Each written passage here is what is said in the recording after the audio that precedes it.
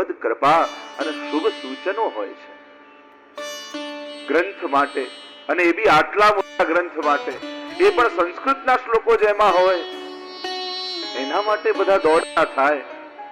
મને લાગે આજ સુધી પિતૃચરણના સાનિધ્યમાં જે પણ સત્સંગ થયા એની ફલભૂતિ રૂપે આપની અંદર આટલી તત્પરતા પ્રગટ થઈ.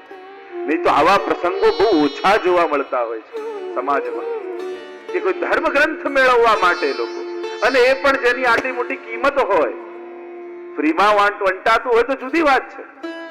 જો સમાજ પ્રગતિ કરી રહ્યો છે, સમાજમાં સમજણ પેદા થઈ રહી છે, આ પ્રતીકો છે, આ સૂચનો છે.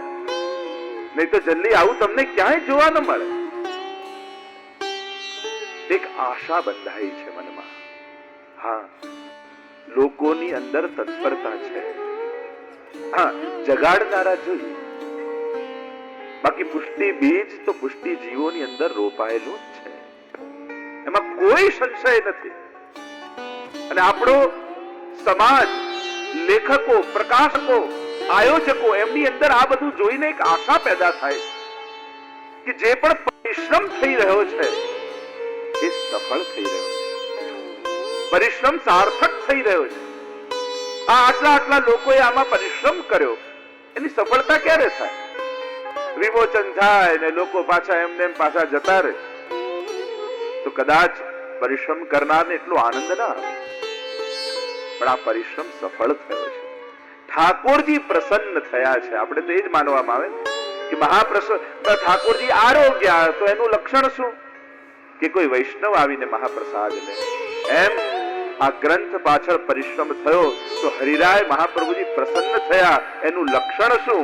કે આ રીતે વૈષ્ણવ ગ્રંથ માટે પડાપડી કરે તો માનવું કે હરિરાય મહાપ્રભુજી પ્રસન્ન થઈ ગયા. અને જ્યારે પણ લખતા હોઈએ, બોલતા હોઈએ, પ્રકાશન કરતા હોઈએ, ત્યારે લોકો સામે નહીં જોવાનું, ત્યારે જોવાનું ગુરુ સામે. જેની વાણીને તમે પ્રકાશિત કરી રહ્યા છો એની સામે, જેની વાણીને તમે બોલી રહ્યા છો એની સામે. એ રાજી થયા કે એ આપણી કાલાવાલાથી પ્રસન્ન થયા કે, અને મારો પ્રભુ રાજી થાય, મારા ગુરુ રાજી થાય, એનાથી અધિક બીજું શું જોઈએ? ગોપેશ્વરજીને તો નિમિત્ત બનાવ્યા છે હરિરાયજી, જેમ ભગવાને અર્જુનને નિમિત્ત બનાવ્યા. કાલે જ ગીતા જયંતિ છે. સર્વો ઉપનિષદો ગાવો દુગ્ધા ગોપાલ નંદન પાર્થો વત્સ સુધીર ભોક્તા दुग्धम गीतामृतम महत. इसीलिए शास्त्रकारों ने कहा सर्वो उपनिषदो गावो. ये सर्व उपनिषद है वो गाय है, और गाय को दुहने वाला कौन है? गोपाल. पार्थो वत्स क्षुधिर भोक्ता. हमारे प्रभु इस सर्व उपनिषद रूपी गाय को दुहने वाले हैं. પણ ગાયને દોહાય પહેલા વાછરડાને છૂટું મૂકવું પડે, અને વાછરડાને છૂટું મૂકો તો ગાય વિહાય, થનમાં દૂધ આવે, અને વાછરડું પીએ ન પીએ પેલો ખેડૂત ખેંચી લે, બાંધી લે. એ વાછરડાને તો છોડ્યો, ગાયનું દૂધ પી લે એટલા માટે નથી છોડ્યો, એના થનમાં દૂધ આવે એટલા માટે છોડ્યો છે. એમ ભગવાને અર્જુનને છોડ્યો.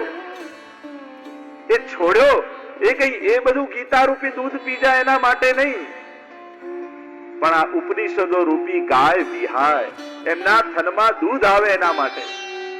અને જ્યાં દૂધ આવ્યું એટલે વાછરડાને ખેંચી લીધું, અર્જુન રૂપી વાછરડાને ખેંચી લીધું અને દોહી લીધું અને સમાજને સમર્પિત કર્યું. એ ગીતા રૂપી દુગ્ધ. એમ જ આ શિક્ષા પત્ર રૂપી ગ્રંથ શ્રી હરિરાય મહાપ્રભુજીને પ્રગટ કરવો જ હતો. આ ગુણગાન ગાવાના જ હતા, આ ઉપદેશો આપવાના જ હતા. પણ વિચાર થયો કે કોને નિમિત્ત બનાવું? શ્રી ગોપેશ્વરજીને નિમિત્ત બનાવ્યા. જન્મ મૃત્યુ તો અટલ છે. આયુ કર્મ ચ વિત્તમ ચ વિદ્યા નિધનમેવ ચ પંચૈતાની સૃજ્યન્તે ગર્ભસ્થસ્ય દેહિનામ. આટલી વસ્તુ તો તો માના ગર્ભમાં બાળક હોય ને ત્યારે જ નક્કી થઈ જતું હોય છે. આયુ કર્મ ચ વિત્તમ ચ વિદ્યા નિધનમેવ ચ. આયુષ્ય તો માણસ જન્મે ત્યારે જ નક્કી થઈ જાય છે. પણ ઘણાના મૃત્યુ, ઘણાની અંતિમ ઘડીઓ એને જગતમાં ઘણું ઘણું આપીને જતું હોય. પોતે નિમિત્ત બને પણ કેટલા લોકોને પ્રસાદ મળી જાય. પ્રભુ કોઈને ને કોઈને નિમિત્ત બનાવતા હોય છે. આ તો લીલા થઈ રહી છે. તથૈવ તસ્ય લીલેતિ મત્વા ચિંતામ ધૃતમ તજેત. જશ મળે અપયશ મળે, ધન મળે નિર્ધન થાય, આ બધી જ લીલા છે પ્રભુની. અને એના બધાની પાછળ કોઈને કોઈ કારણ છે. આગળ શિક્ષાપત્રમાં હરિરાયજી સમજાવશે. રોગ આવે, ભય આવે, અપજશ આવે, આ બધાની પાછળ ઠાકોરજી કઈ રીતે કૃપા કરે છે હરિરાયજી સમજાવે છે આપણને. દરેકની પાછળ કઈ કારણ હોય. પ્રભુમાં, પ્રભુની આ જગતમાં બધું જ ગોઠવેલું છે. આપણને બધું અકસ્માત લાગે છે, બાકી આ બધી જ એની વ્યવસ્થાઓ છે. સમય આવે, કાલાંતરે આપણને સમજાય કે પ્રભુએ ન આપ્યું એ પણ કૃપા હતી. સમય આ જીવને સમજાવતો હોય છે. ગોપેશ્વરજીને નિમિત્ત બનાવ્યા, બહુજી લીલા કરી ગયા. શું આવું ના થાય?